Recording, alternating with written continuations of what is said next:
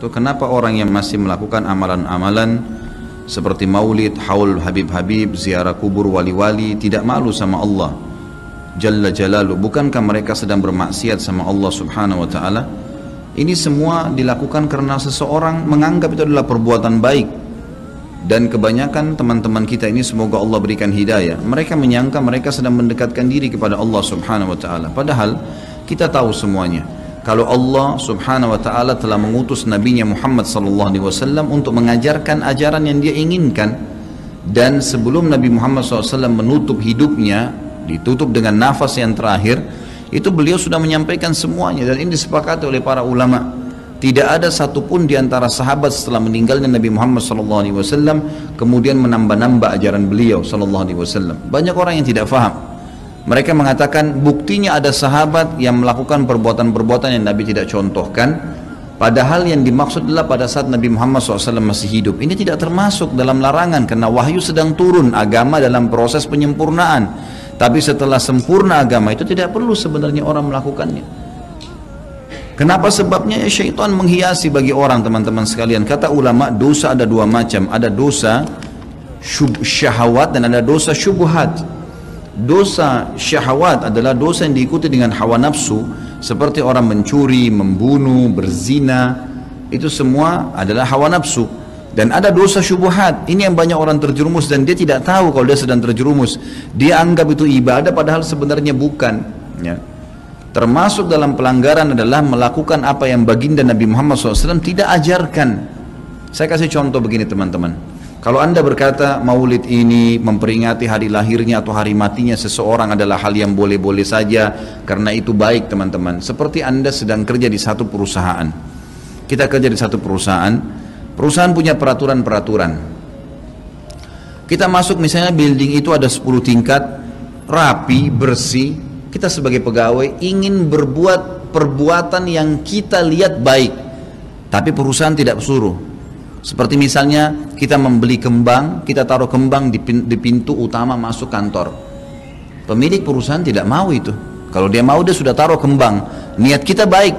Atau kita merombak settingan yang ada di kantor yang sudah ditaruh, meja, komputer, atau lampunya kita ganti warnanya, atau kita ubah settingannya. Saya yakin pemilik perusahaan tidak akan setuju walaupun itu niatnya baik.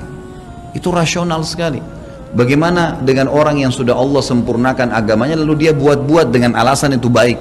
Walaupun bunga tadi wangi, walaupun settingan itu bagus, yang punya nggak mau, gitu kan? Kalau dia mau dia sudah suruh, dia bisa suruh.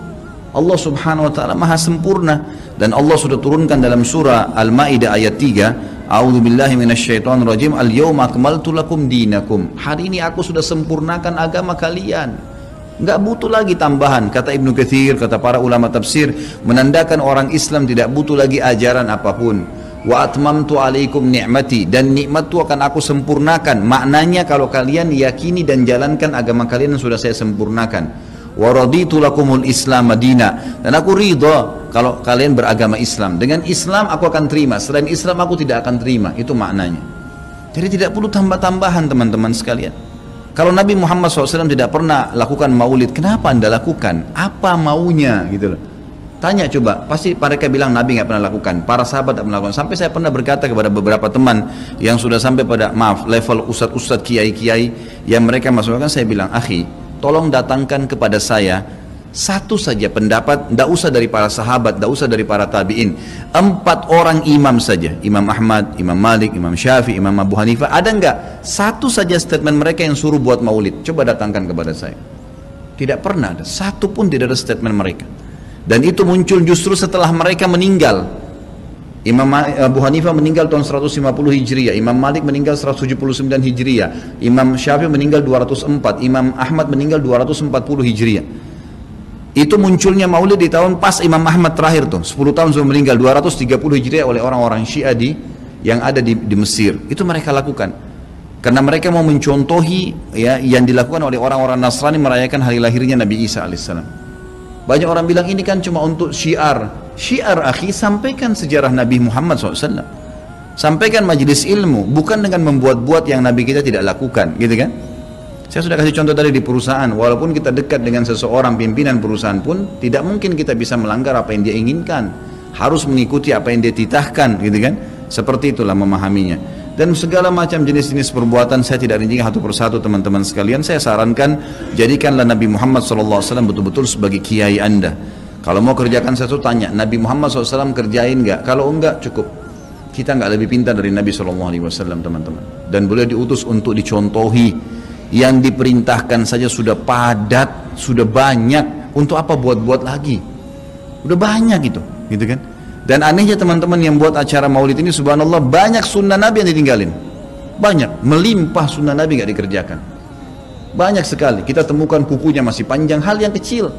Istrinya belum pakai jilbab, dia masih belum datang ke masjid sholat 5 waktu. Banyak. Rame-ramein aja pada saat acara itu saja. Itu pun tidak ngerti apa itu acara.